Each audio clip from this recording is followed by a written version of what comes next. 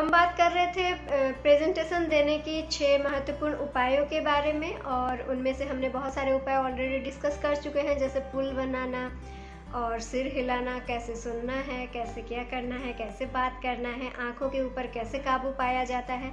तो इन सारी चीज़ों के बारे में अगर आप जानना चाहते हैं तो प्लीज़ चेक कीजिए हमारे लास्ट वीडियोज़ को।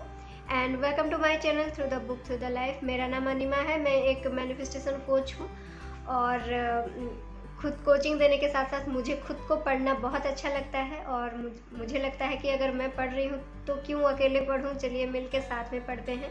और इस चैनल में हम बुक्स के सारे चैप्टर को डिस्कस करते हैं ताकि हम बुक्स के हर एक चैप्टर को समझें, उसमें क्या बोला जा रहा है उसको समझें और उसको सही में अपनी डे टू डे लाइफ में यूज़ कर सकें। तो अभी जो बुक हम डिस्कस कर रहे हैं उसका नाम है questions are the answer, written by great author Allan Pease. और आज का हमारा जो नेक्स्ट उपाय 5 हम जो डिस्कस करेंगे उसका नाम प्रतिरूपण है। यानी कि देखिए, ये एक ऐसा उपाय है प्रस्तुति देने के टाइम में, ये एक ऐसा उपाय है जो कि आपको बहुत जल्दी किसी के साथ मिलाने में, उसके भावों को पहचानने में मदद कर सकती है। क्या होता है, जब कोई अगर हम दोनों के सोच मिलते हैं, जब मानसिक रूप से दोनों मिलते हैं तो उनका जो बिहेवियर है वो भी, देखिए हमारा जो बिहेव है, हमारा जो भी हम जैसे भी बिहेव करते हैं वो सारा का सारा हमारे अंदर की थॉट की रिफ्लेक्शन है। ठीक है, तो अगर हमारी थॉट सेम है, यानी कि हम अगर सही तरह से सोच रहे हैं, अगर हमारा मानसिक रूप से हम अगर सेम है, तो हमारा ऑलमोस्ट ऑल बिहेवियर जो है वो भी सेम हो जाता है, हमारा जो बॉडी लैंग्वेज है वो भी सेम हो जाता है। ठीक है, तो जैसे हम किसी को प्रस्तुति देते हैं या फिर किसी से बात करते हैं, अगर उसका कुछ बॉडी देह भाषा अगर हमारे अंदर है, उसके कुछ चीज़ें, मान लीजिए वो राइटी है या फिर लेफ्टी है, या फिर पैर ऊपर करके बैठते हैं और आप भी पैर ऊपर करके बैठते हैं, तो क्या होता है, ऑटोमेटिकली आप दोनों के बीच एक कनेक्शन हो जाता है। ऑटोमेटिकली आप दोनों को देख के हंसते हैं। वो किस वजह से वो कनेक्शन होता है,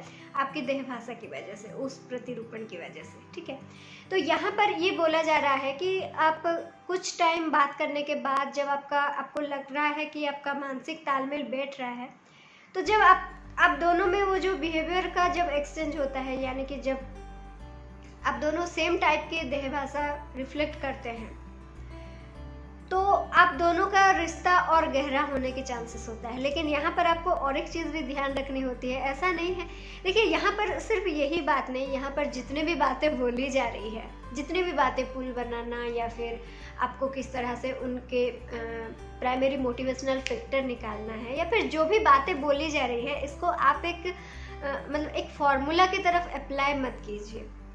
इसको सही में दिल से अप्लाई कीजिए, सही में लोगों को जानने की कोशिश कीजिए, सही में उसके मन में क्या चल रहा है ये जानने की कोशिश कीजिए। तो उसमें टाइम लगेगा, तो इस चीज़ में जल्दी नहीं होगी।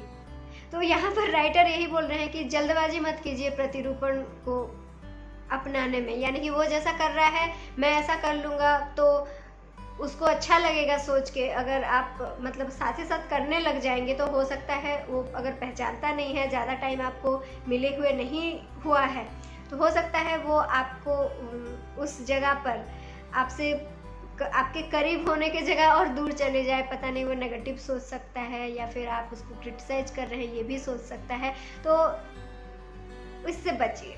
ठीक है, और सिंपल सा फॉर्मूला इसका ये है कि ये जितने भी बातें बोली जा रही है, जितनी भी चीज़ें आप सीख रहे हैं, इसको आप एक फॉर्मूले की तरफ पुट मत कीजिए।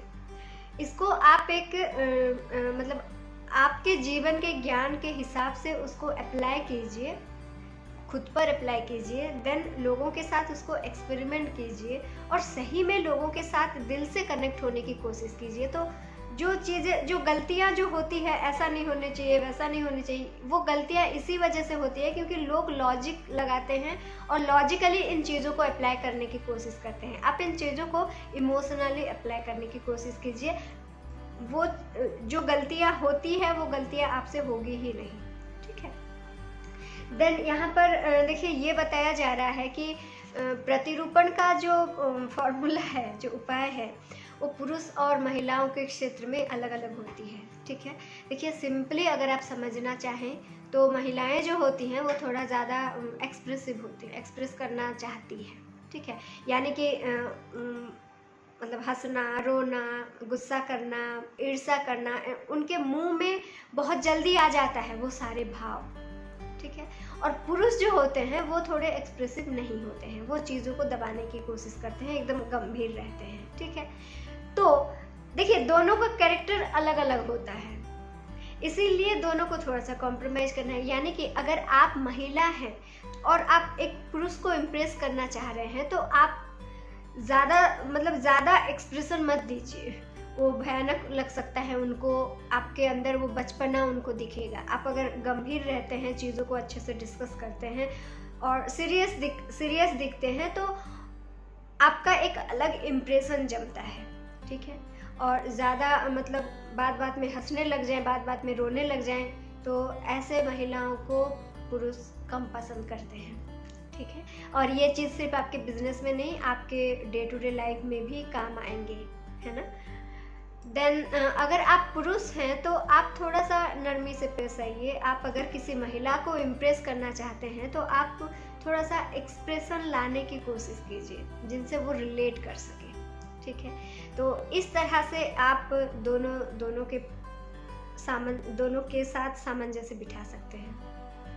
देन इसका जो छठा उपाय है वो है गति निर्धारण करना। देखिए जब हम बात कर रहे हैं, हमें कौन सा शब्द किस स्पीड में बोलना है, कौन सा लाइन कैसे बोलना है, इन सब के ऊपर हमें ध्यान रखना पड़ेगा। और हम जिनके साथ बात कर रहे हैं हमें हमेशा ध्यान रखना चाहिए कि ज़्यादा ऐसा कुछ ना बोलें जैसे कि उनको ऐसा लगे कि ये मुझे डोमिनेट करने की कोशिश कर रहा है, ये कर रही है ना। जिसको भी, अगर आपको भी ऐसा लगेगा कि मैं आपको डोमिनेट करने की कोशिश कर रही हूँ तो क्या आप मेरे साथ बातचीत बढ़ाएंगे? नहीं बढ़ाएंगे, ऑब्वियस सी बात है ना। तो इसीलिए देखिए हम जब बात कर रहे हैं हमारी बातों का स्पीड जो है वो कंट्रोल होना चाहिए और जिससे बात कर रहे हैं उससे ज़्यादा स्पीड हमें नहीं बोलना चाहिए। अगर और फिर या फिर उसके ऊपर चढ़ के, मतलब उसके वाड़ के ऊपर वो कुछ बोल रहे हैं सुने बिना हम उसके ऊपर चढ़ के बोल रहे हैं, तो देखिए ये सारे गतियों को, हमारे जो वाक्यों, हमारे जो शब्दों की गतियों को हमें कंट्रोल्ड वे में रखना है ताकि हम एक अच्छे सामंजस्य बिठा पाएँ और वो हमारे बात सुने। तो देखिए ये था हमारा 6 उपाय जो कि हमारे जो प्रेजेंटेशन है उसको बहुत ज़्यादा मतलब और ज़्यादा इफ़ेक्टिव बना सकता है। वो क्या क्या था देखिए, पुल बनाना था, देन सिर हिलाने की टेक्निक था, देन न्यूनतम प्रोत्साहक वाला टेक्निक था, है ना, आँखों में काबू करना वो एक टेक्निक था, देन प्रतिरूपण वो एक टेक्निक था, है ना, देन हमने देखा कि गति निर्धारित करना। तो देखिए अगर हम इन सारी चीज़ों के ऊपर थोड़ा थोड़ा ध्यान देते हैं, थोड़ा थोड़ा पुल बनाने की कोशिश करते हैं, धीरे धीरे उनके साथ मिलने की कोशिश करते हैं। देखिए आप अगर ये 6 के 6 उपाय को अगर आप सही में उसको यूटिलाइज करना चाहते हैं तो लोगों के साथ दिल से मिलिए और दिल से जुड़ने की कोशिश कीजिए। हम बार बार बोल रहे हैं कि ये एक फॉर्मूला नहीं है जिसको आप पुट कर देंगे रिजल्ट निकल जाएगा।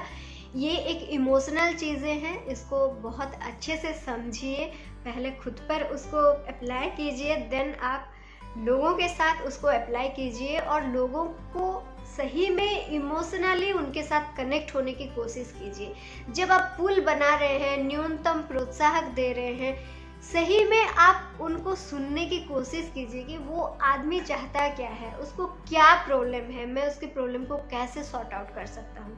तो देखिए इन सारी चीज़ों के ऊपर अगर आप ज़्यादा ध्यान देंगे तो ये जो जितने फार्मूलाज हैं, जितने भी बुक्स हैं और आगे भी जितने भी बुक्स आएंगे वो सारा का सारा आपके लिए अप्लाई करने के लिए बहुत इजी हो जाएगा। लोग बहुत अच्छे हैं, आप बहुत अच्छे हैं, दुनिया बहुत अच्छी है। अच्छाई को बांटिए और हर किसी के साथ जुड़ने की कोशिश कीजिए। बाकी जो चीज़ें आपको चाहिए वो अपने आप मिल जाएंगे, ठीक है। So thank you so much for listening and next हम मिलते हैं नेक्स्ट वीडियो में। Till then bye bye.